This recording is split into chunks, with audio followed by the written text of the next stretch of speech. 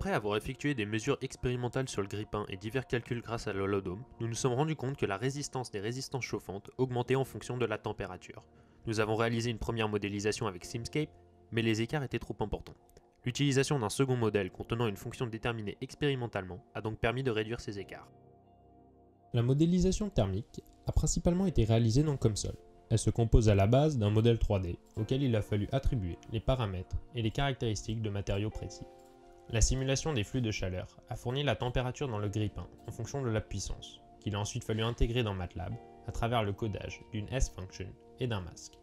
La précision des coefficients choisis a permis d'obtenir des écarts à la réalité relativement faibles. Grâce à la modélisation de la carte électronique, nous pouvons voir que les deux paramètres influençant le temps de grillage sont le potentiomètre et la thermistance de sécurité.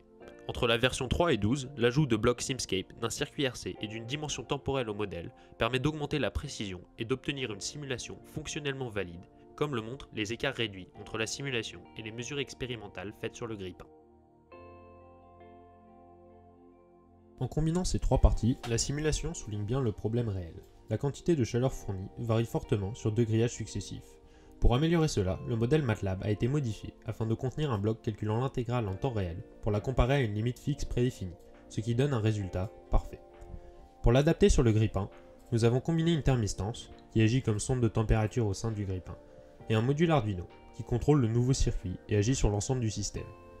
Le tout permet de respecter efficacement les contraintes imposées par le cahier des charges.